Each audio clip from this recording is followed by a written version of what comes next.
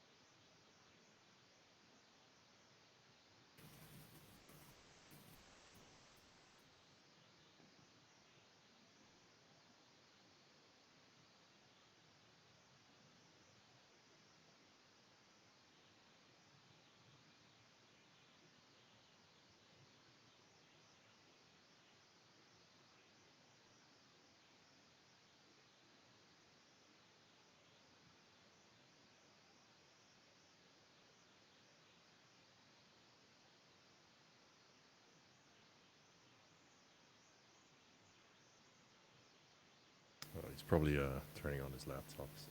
Mm. A minute.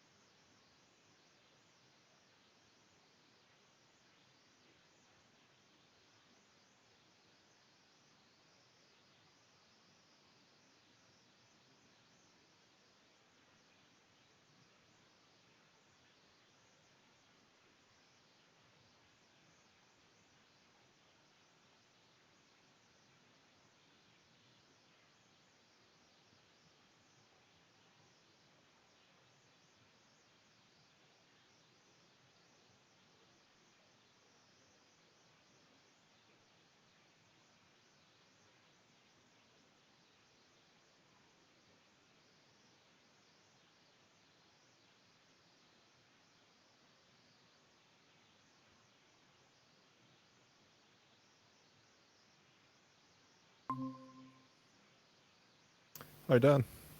All right, I'm here. Hello. Brilliant. Thanks for coming, Dan. That's all right. All right, Sonny.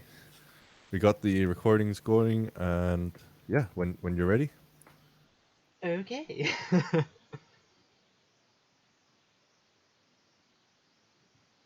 Well, I'm going to be presenting my experiments, my proposal, my whole findings, and the industry that I chose to look at for my project was the film industry.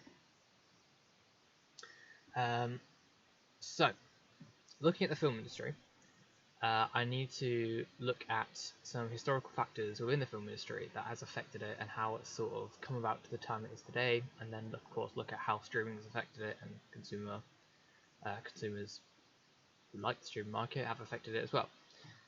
So first I looked at the different types of integration that have come out throughout history. Now vertical integration is where a studio basically owns all facets of a film production, from the actors all the way up to the sort of distribution methods like cinemas. and this actually caused a lot of problems from I think the 1930s onwards. And it was then sort of changed almost into horizontal integration through deregulation, which came about in the US film industry, which then led to globalization of distribution in the industry, which is sort of basically where films were starting to be distributed globally through different markets and advertising mediums, and this sort of brought about in the early 2000s and 90s sort of investments into accessibility into the film industry. So lots of investments were made into specifically the Chinese film market and Asian film markets, because there were quite a high number of consumers in that market. And then that sort of furthered into the streaming industry in the early 2000s, which brought a really high amount of accessibility to sort of content and watching films and all that kind of stuff. It brought about a good introduction into how it was so much easier for people to get to all this stuff, and that actually ended up being a massive challenge to the film industry, because the film industry had a massive worry that box office tickets would actually, and sales of box office tickets would actually start to go down because of this such accessibility within the streaming industry. Because if you look at the actual numbers, one trip to the cinema in the US actually can cost up to, at like a very low point, can actually cost about $15. Whereas 1 month subscription to an unlimited streaming service with pretty much endless possibilities of what you can watch at any time from any place from any device these days can cost about $9 a month. So a lot of people actually have been switching to streaming rather than going to cinema, but it's not actually caused as much an effect as you would think, because something like this happened when the original introduction of televisions into the home happened in the 1950s, I believe, which sort of the film industry thought that it would steal a lot of their numbers and would start making box office sales go down like they are worrying about today. But actually it didn't. It sort of stayed the same. It ended what's called the golden age of cinema, but that also ended because of regulations brought about with how actors were allowed to take contracts and how studios were allowed to, sort of how they were allowed to integrate their work into different facets of life. Second challenge I looked at is the streaming challenging the traditional studio structure of horizontal integration. And that's because the streaming industry has actually, a lot of different streaming platforms have actually started to invest into smaller companies and smaller studios to work on their own personal projects and original content, rather than the traditional media approach of an industry, which is you go and approach the studio with your idea and your presentation, your pitch for your show or film, and then they'd do it all themselves. They'd make the film, then they'd put it out to their distributors, and those distributors would then take it out and put it out into the field. But with streaming, an individual film writer could actually approach a streaming service with their idea, and they'd give them the budget and invest into their work, rather than it being sort of had to be held down by one company. But that sort of brought about a bit of an issue to, of course, the film industry, where their structure is very slow-paced. It's very structured. It's sort of one thing to the next thing to the next thing. Whereas in the streaming industry, it can go from 0 to 100 and bounce back and forth between all these different facets of the process of creating a film or series constantly. And the last challenge I looked at was streaming's need for original content to be able to challenge the film industry. And I look at this one more of an opportunity than a challenge, because with this, you can actually look at how the need for original content has brought about that relationship between smaller studios and larger larger streaming companies, like I've said. And it draws in smaller target audiences than a lot of larger films would, because when you make a film, you invest a lot into it, and you then put it out into the public, and you're trying to draw it in as much cast as wide as a net to the public as possible. But with streaming, you can actually focus in and target smaller audiences and smaller demographics through your data, which you collect through what they're watching, other shows that they're watching on your platform. and you can actually then target your work, this original content, towards them, and it's a lot less of a costly effort to put out smaller shows that are targeting small demographics than to create one large film which is targeting every demographic, or trying to target every demographic at least. And I chose to focus on the need for diverse content and original content in the industry over the threats to the box office, as well as looking at the challenges to traditional studio structure and horizontal integration for my experiments and my strategy. So my proposed strategy was that I'm proposing a concept for a new creative project to be developed and released through a streaming service such as Hulu or Netflix, directed towards a smaller demographic of viewers interested in a specific genre, theme, and content format. The strategy is devised based on the idea of the original format in which content is delivered. This would be pulled off by a small studio working on a larger streaming service for an original show and their platform based in the horror genre, and the basis of the show will be set in a realistic setting that allows for a wide variety of story outcomes. For the delivery method of this concept, I wanted to venture into a somewhat unknown field of unfiction. Now,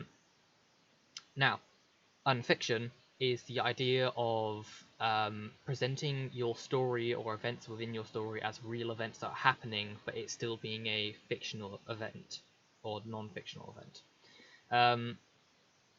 This form of storytelling actually dates back to the 1970s and 1980s with the book The Secret, which was sort of a scavenger hunt, treasure hunt style novel with hints and codes to stuff to crack in it, and it ended up leading to a massive treasure, or I think it actually ended up leading to quite an expensive set of jewels or something like that.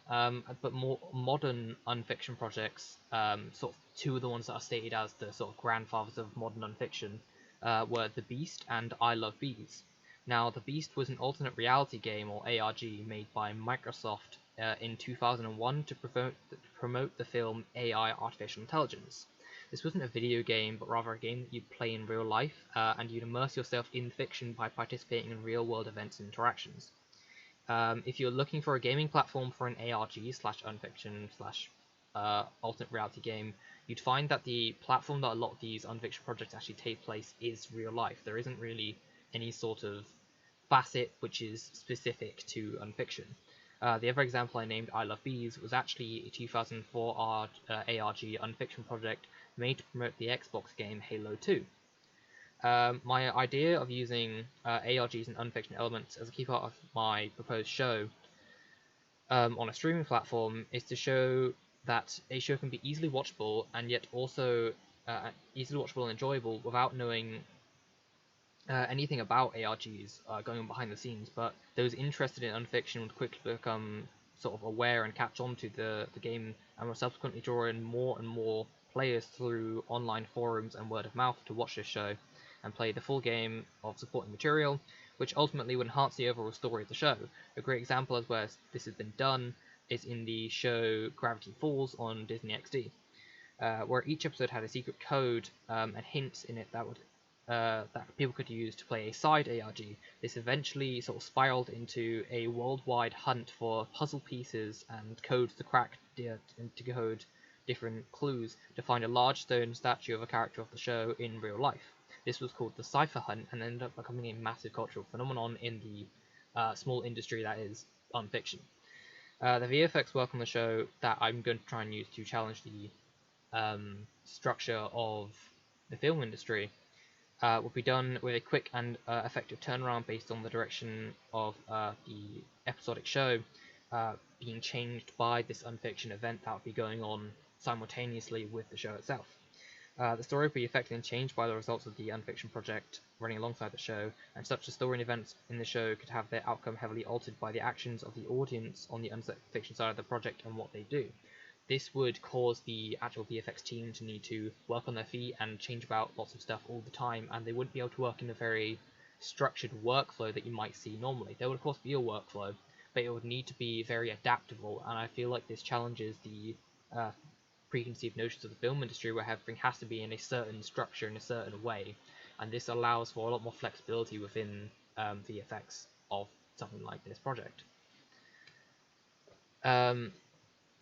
To elaborate on Unfiction, the game The Beast, which I mentioned earlier, would allow players to sort of spend the time delving into websites they'd find through clues left in advertising media, such as posters and trailers of AI artificial intelligence, would eventually lead to things like phone calls from characters within this game and text messages sent to people like personally.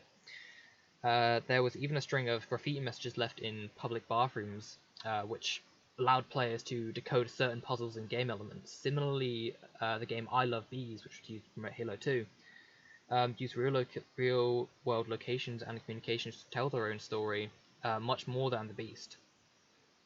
Through events of the game, ARG fans and Halo fans are much more involved in the real world, doing things like following sets of coordinates to public payphones set all over the USA to contact in-game characters and get parts of the story that they would then piece together. One player even got caught in a storm in Florida during a hurricane, and the actual character on the other end of the line had to then get out of character and tell them to go home because, they were caught in a hurricane. Eventually, game mechanics became more realistic, with players even meeting in-game characters portrayed by actors in the real world in certain locations and press events that were specific to this ARG. In more recent days, Unfiction projects have been going on platforms like Twitter and YouTube to tell the creative story simply for the fun of it, rather than to advertise a show, a game, or a film. The most recent and sort of one of the most famous of these projects was the project Marble Hornets, as well as projects such as Daisy Brown. And the most recent of stories like this to go slightly viral was the Twitter story The Sun Vanished, and the current ongoing YouTube story of I Am Sophie. All these projects find new and creative ways to use the platforms that they're on in conjunction with real-world events and items and story elements that they use as a platform to tell their stories. I hope to show that these methods, such as these, are not only a great source of public attention for a show or film that you might be working on, but they also draw in a demographic of people that otherwise may not be interested in what you have to offer on your platform. For my experiments for this, I wanted to use one experiment to focus on VFX and the change in VFX structure, which I'd be looking at, and sort of try and see how quick a one-man group working on a VFX demonstration piece could actually get that VFX process done, and how quickly and how effectively they could do it.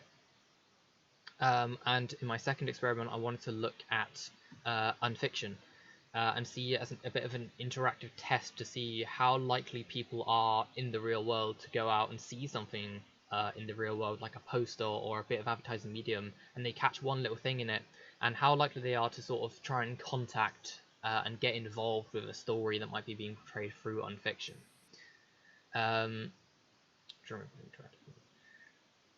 Yes.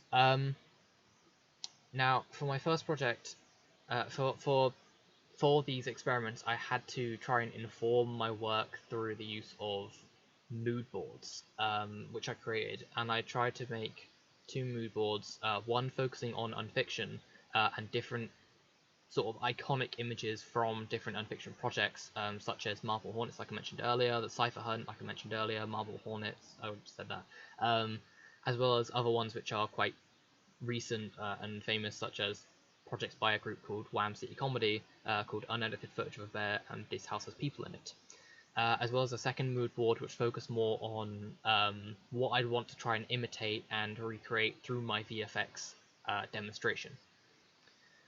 For my first experiment into VFX, I wanted to create a short clip, to film a short clip that in a somewhat horror-y sort of found footage type atmosphere, and look at it and create a VFX shot from that, like maybe 5 to 10 second clip. I started off by going out and filming this clip in a nearby neighborhood from my house, and I went through many multiple takes, but I eventually found one which of my tapes which I think most effectively demonstrated the sort of feel I wanted to go for. This was this one.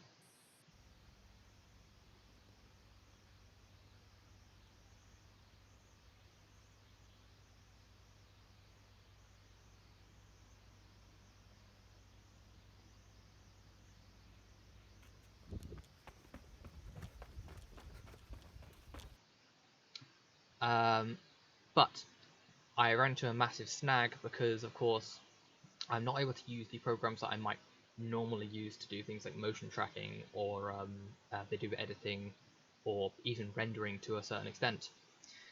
So I had to use a program such as Adobe After Effects, which I'm not familiar with, or programs such as Buju, which is another motion tracking program.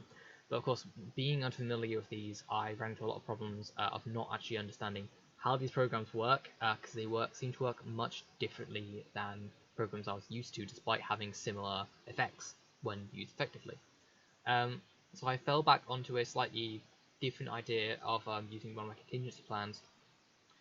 Of instead of creating a whole shot, I would go in and create just a couple of frames using some online assets that I've already found, because I was already running out of time at this point. So I went online and I found an alien model which I've used for a previous project, and took it into Maya and posed it out into some poses which I wanted to put into these two frames which I'd selected from that clip. I of course used Maya to place an image plane behind it and put it into the right position, and then rendered it out into the right position, and then took these into Photoshop. These were the two vendors I got from it. I tried to match the lighting of these two frames from the clip as well, as to most effective as I could. They came out a little bit rough, but I didn't mind too much, as the effect I was going for was handheld, sort of found footage esque looking work. I then took these, of course, taking the clips from the video, and took these into Photoshop and started editing them up. And I believe that the results they came out with actually look quite good, and that they get across what I was going for. But of course, the process here is what's more important. And through the process, I found that it took a lot longer than I thought it would to create these shots. And of course, here's shot number one, and it's a little bit difficult to see the creature which I've placed in there, and sort of how I edited it. And I tried to go for a slightly sort of handheld camcorder type feel. And it's slightly hard to see it, but I found that brightening up the image and adding a little bit of contrast, you can see it much better, and I quite like that effect. And of course, here's frame number two. Now this one, I tried to go for one of those moving frames where I was turning the camera around, and again, it's hard to see the creature that I've rendered out, but through a little bit of brightening, it's much easier to see, and I really like the effect of that.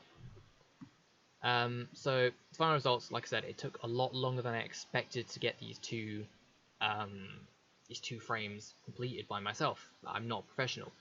It took roughly 6 hours to do this, and while yes, that is a long time to do 2 frames, I feel that a professional who has taken an industry professional who took a process much better than mine would probably be able to get it done a lot quicker than I could. And I feel like this does effectively show that this process could be used to sort of, if you wanted to change something at the last minute per se, because a story element has been changed by in my proposed show by an unfiction element which has been found at the last minute by a player of the game. I feel like this process could be used to change something quickly if it's done by an industry professional. But at the end, I feel like this experiment was slightly failed on my own part because it didn't turn out, it didn't go as quickly as I expected it to. But that is okay, because it still gives me enough evidence to say that this experiment was completed, and it had some sort of effect, and it will affect my my results. The second experiment, which is an fiction-based experiment, I actually went through and decided that I wanted to leave items in public areas, such as same as the posters and stuff left in the Beast for the AI, artificial intelligence unfiction game. So I decided that I would model out some small boxes and leave 10 of them in public areas to have a very small public size, sample size, and try and approach a demographic that might reach out through finding these boxes. And I hope that this would show a willingness to interact with a medium such as an ARG element from the public if they just find it out in the wild, and that of course would then show that it gets people wanting to view your content if it is there to promote a show. So I first modeled out some boxes and put Roman numerals from 1 to 10 in Maya, and then printed these on my 3D printer and painted them up. I then went and found a skull model online to act as a small prize for people that found those objects, so it was a little bit more of an incentive.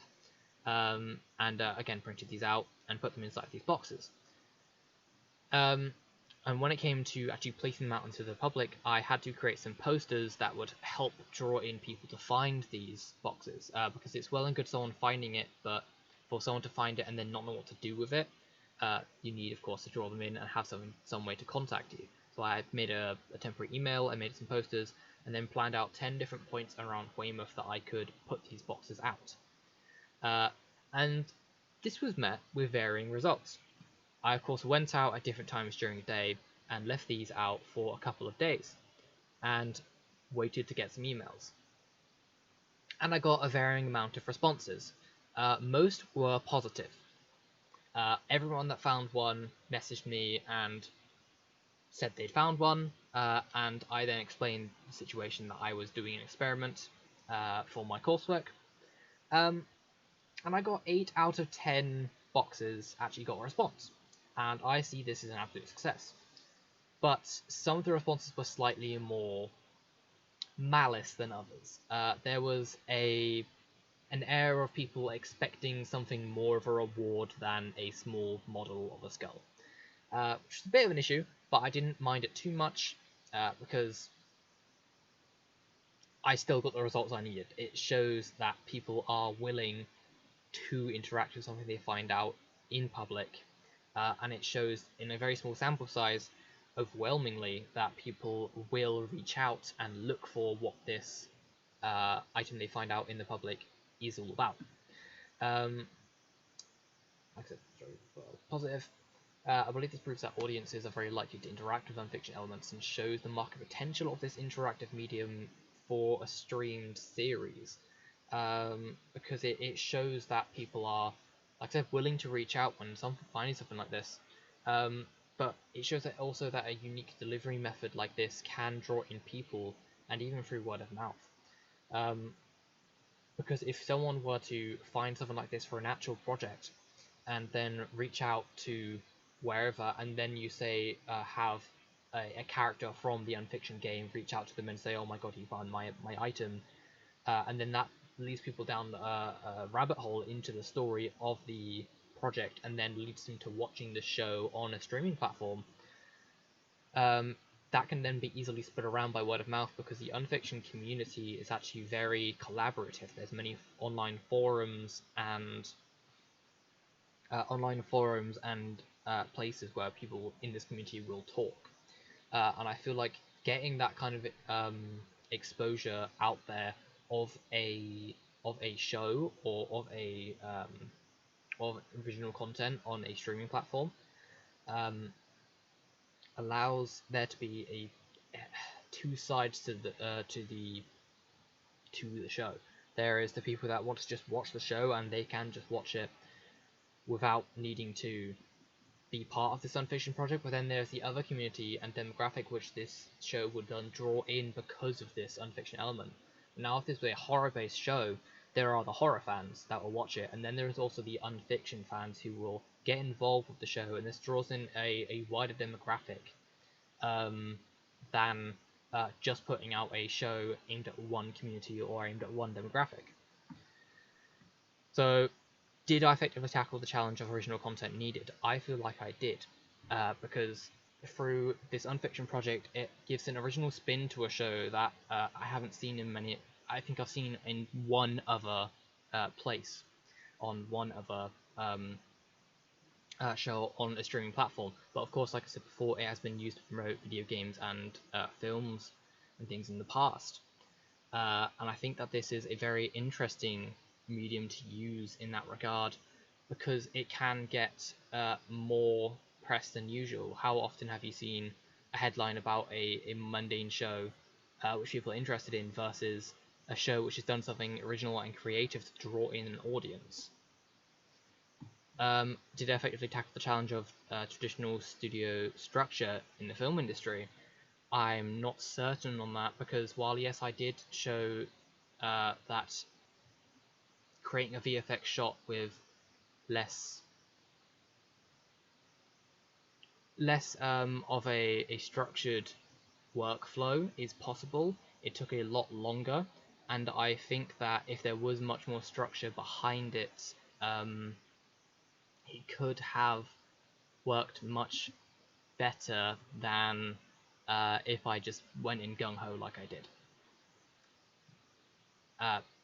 Thank you for listening. There's a little bit of discussion. Is there any questions?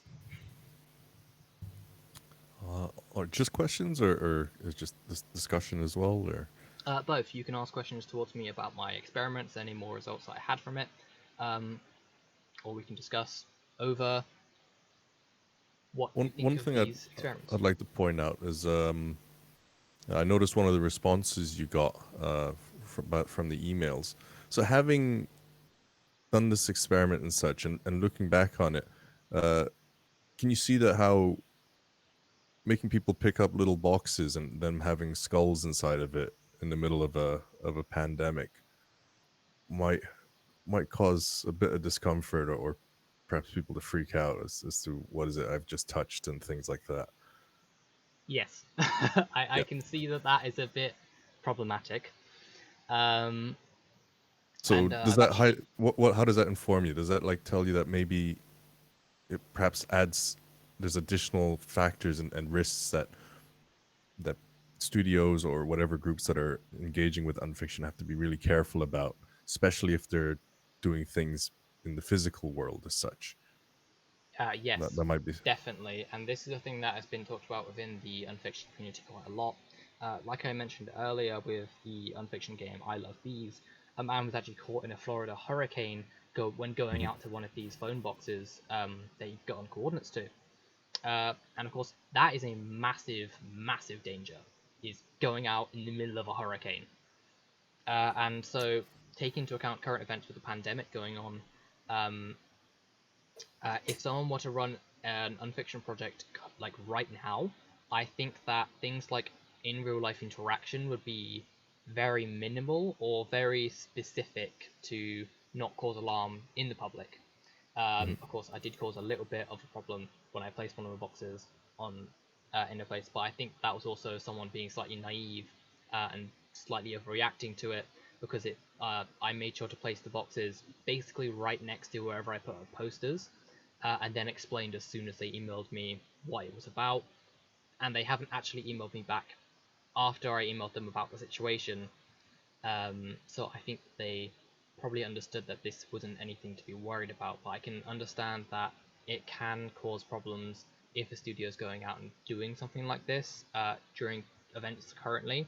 But in regular times, when there wasn't some sort of pandemic going on, I think that it still can be used as a very effective medium to draw an audience in, or keep an audience involved with a project, even if there is a slight risk. People will generally take it if they're interested in this kind of project. But at the same time, I completely understand that if a studio is doing something like this, there are certain risks involved, and they need to be ready to handle those risks if they come about. I think it's also a case of planning very carefully as well, because Yes. you know, the idea of unfiction is not that well known or publicized Yes. amongst the general community, and you have to be very careful about like what sort of symbols and things you use, because the fact that it was a skull, I think, would scare anyone, even if perhaps they had a general idea of what unfiction might be and such. the skull connotating death and such. I don't think you can Yes. really blame people as being naive and such, if their reaction was one of worry and discomfort. Um, so definitely something to consider in your strategy when you're developing the strategy, I think. Yes. Conversely, the unfiction elements that are digital, you said your experiment was a failure in the sense that you weren't able to complete the VFX shot in time. But on the other hand, do you think maybe actually you perhaps just unlocked another way to integrate unfiction elements? Because you know how the alien only became visible when you turned up the Yes. contrast. What if Um, you released photographs and such that people would have to bring into a program like Photoshop or the GIMP? yes, and this And is actually quite a common thing done in unfiction elements. Mhm. There has been numerous cases of this where someone will release what seems to be a normal image, and then if you take it into Photoshop and up the contrast and the lighting, you can see something else in it. This is generally done with codes. So going back to that cipher hunt that I spoke about before, there was a number of images released, sort of Polaroid style images released, and in the bottom corners and in places amongst this photo, there were sort of patches of darkness or like sort of quote unquote corruption, I guess. But when people take it into Photoshop and played about settings, they actually found certain codes and things to decode and keys to puzzles within these images. And it's quite a common thing to do in the unfiction field is to go into an image. If you get sent an image through an unfiction project, first thing you do is go in and up the brightness and contrast to see if you can find something in there. And I think that it's quite an interesting way of doing it because it's generally done through a video format on projects that take place on things such as YouTube and Twitter. It's actually done through a video format, and then people will take frames of a video and up the brightness like I've actually done through my demonstration. Okay, yeah. Dan, I saw your mic thing moved. Did you have any suggestions or questions? Or Yeah, I was just wondering about like all the forums and stuff surrounding this unfiction. Have you thought about where the forum would be? Would it be like a separate website dedicated to this one series, or would No, the so there are large community streaming forums. service integrate their own So forum? a lot of forums will create specific topics and boards for unfiction projects when they've come about. But for instance, there was one of the oldest unfiction forums is actually unfiction.net, and it used to have a forum where anyone that found something they believed to be an unfiction problem or unfiction project, they would then post onto that forum, and then a page would be created for that unfiction project, and it would unravel into the massive game or project that it is. But also there are generally, if you know the site Reddit, there are generally Reddit boards created for certain unfiction projects. Like currently I know there's one for the unfiction project Dad Feels, there's and one for I Am Sophie, I Am Mary Mary. There's so many different forums that you can look at, but at the same time there are also larger forum boards which then have smaller subjects within those forum boards. And if you were to create an unfiction project, you generally wouldn't create your own board for it because it seems like you're pushing people to play the game. You want an unfiction project to unravel naturally. You want people to find it, be interested, and then play the game. You never want to force the game onto people, and that's a problem that a lot of newer people into the unfiction field actually tend to run into. Is that they'll do things like email per se, a YouTuber that covers unfiction topics about, hey, I found this really weird thing on the internet. And it actually turns out it's their own non-fiction project they've not really put much nuance into. how are you going to integrate that with the Netflix streaming platform, though? So if there's this specific website that's separate from Netflix that's a sort of shared forum and such, do you have a strategy on how you could make that a bit more? Because if Netflix is sponsoring this and such, I'm guessing they probably want to have it integrated more with their website. Um, so I think what you're asking is, would Netflix want to have some sort of forum that they created? And I think it depends on how willing they are to give over creative direction to the smaller studio that is actually running this project. Because many studios, many unfiction projects would actually create accounts on certain unfiction forums, which belong to characters within their project, within their story. So these made up characters, these unfiction projects, not unfiction projects, um, and their characters within their story, these accounts would be belong to them, and they'd post acting as if they were the characters, acting in character and speaking about facts about the game in character. Like I said before about people meeting actors playing characters for I Love Bees and The Beast. The same sort of thing would actually happens online a lot of the time because it's much easier of a resource to create than hiring an actor to go and play a character in a public space.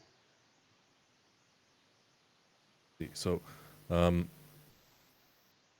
well, related to that, you mentioned that there's a lot of like sort of do's and don'ts within this sort of community as such, like Yeah. sort of protocol and things like that.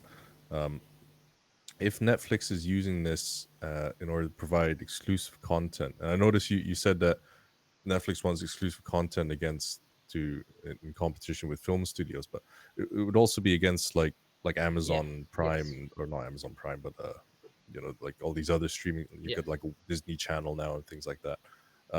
So if they want it to be exclusive content to draw people onto Netflix, would that run into conflict with this wider unfiction community? If say to get the clues necessary to solve the puzzles and such, you had to be subscribed to Netflix and watch the series on Netflix. I don't think it would cause much of a problem within the unfiction community because at the end of the day, the project would be revolving around this show that is on Netflix. So if you want to participate in the game, you need to be on Netflix. And at the end of the day, that's what the whole point of the project is. It's to draw people in to subscribe to Netflix to watch their content. So part of your strategy would be making sure that it's clear from all aspects that this is tied to Netflix, so people don't perhaps put in time and effort and then find out, oh, you got to have a Netflix subscription for this to make any sense, that kind of thing. Maybe something to like add on to your strategy as you develop it. But...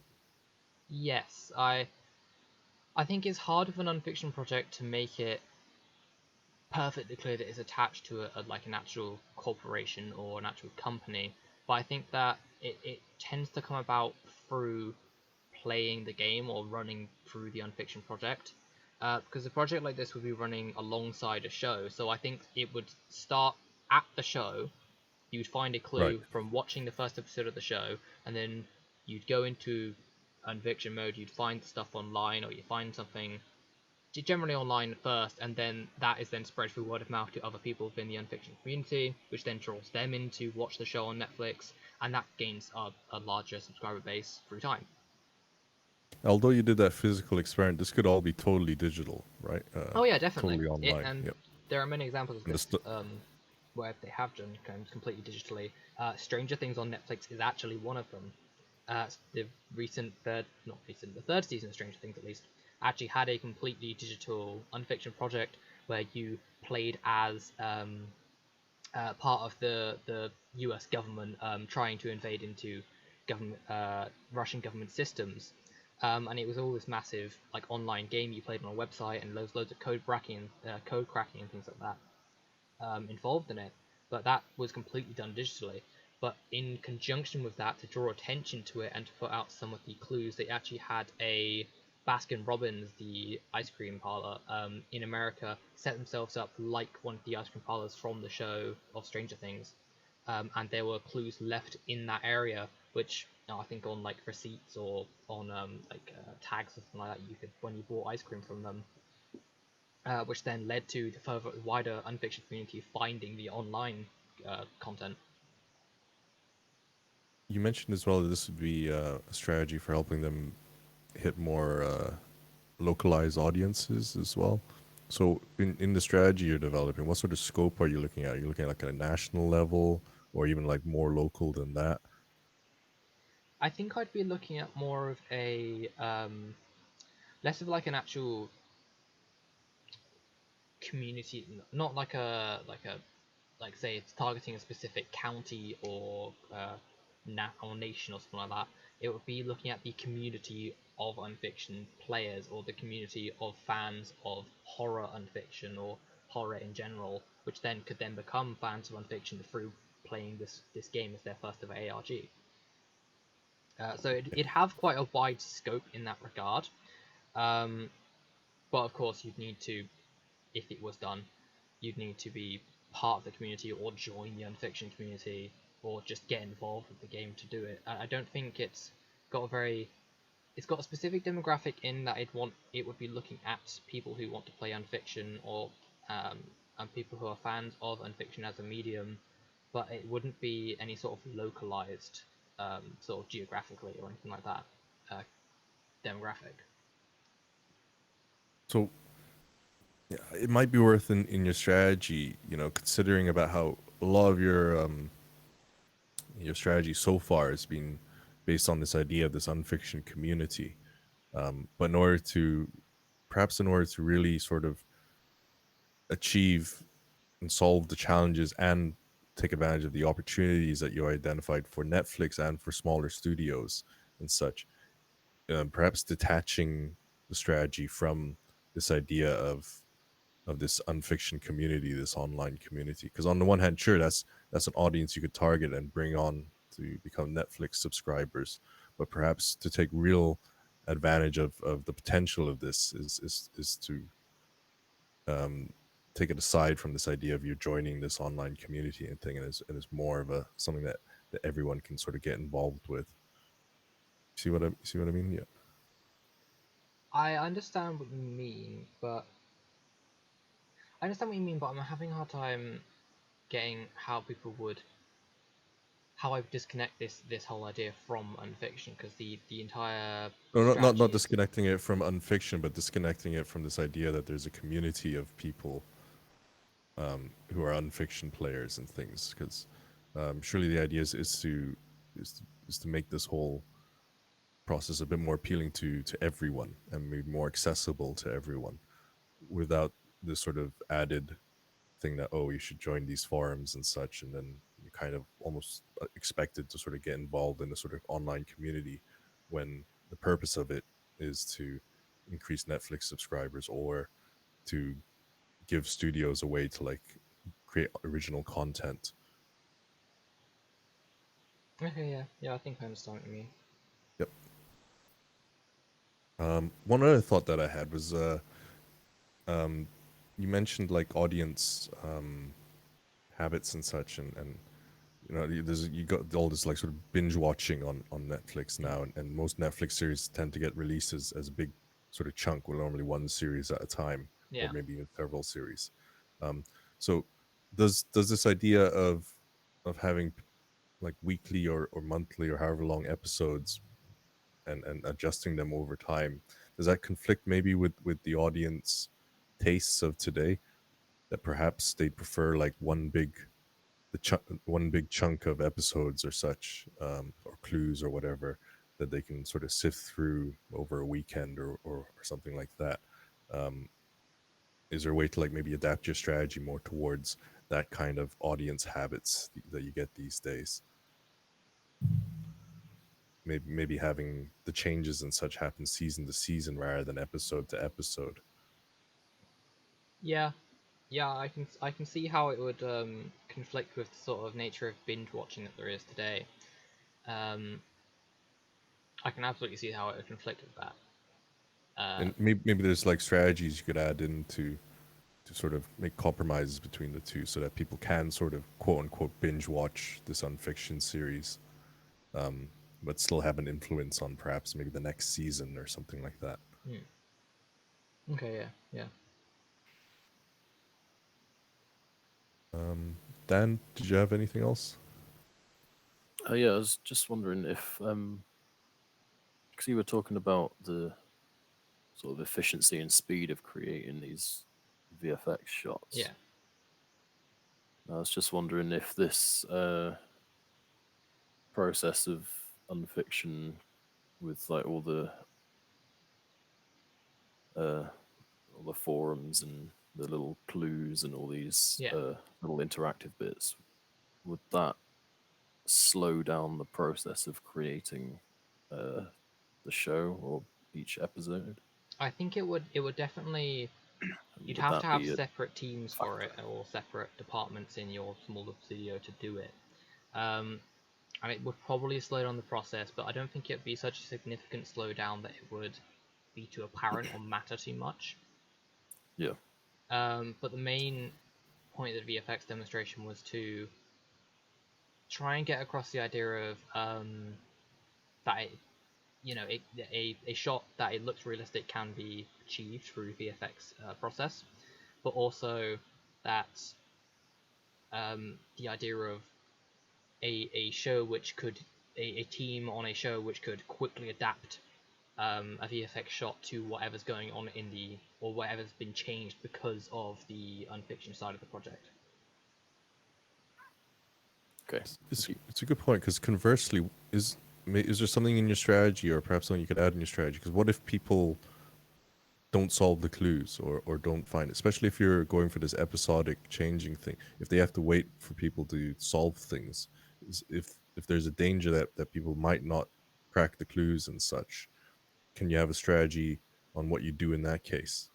Yeah, I think you'd have to have some sort of contingency plan in place, which you'd film perhaps like extra clips of characters in the show finding these clues instead of the people outside the show, or say there was a massive decision that like to save a character's life you have to solve this unfiction project puzzle. Then if you don't solve it in time, a character in the show dies, or if you do, they live. And if the characters are perhaps like solving the clues or finding the things themselves, and maybe based on your experience with the complexities and some of the additional risks and all these other factors you have to consider when you're doing things physically, maybe it suggests that part of your strategy should be that maybe it should be all digital, Yeah, because that's just like the optimal way, because then you could like remove clues online if people don't figure it out, and then release the next episode yeah, and things like that, without having to send a team out to wherever place in the world to go find something. yeah. Speaking of which, have you collected all these boxes already and gotten them back, or are Uh, there any still in the wild? there are still 2 out there, which I'm going to pick up tomorrow.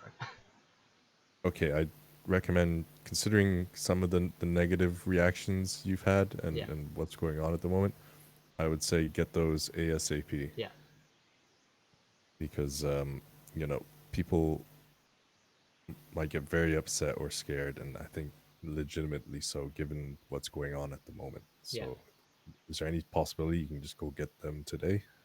No, they're like on the other side of town. Okay. All right. Dan, do you have anything else? Otherwise, I think we're. Not that I given- can think of. I think that's given you plenty to think about and, Yeah. and reflect on, and as you develop your strategy, and for your evaluation, Sonny. Yeah, thank Awesome. you. Well done. That was a good presentation. I felt like I spoke too Very quickly, interesting. but There was a lot.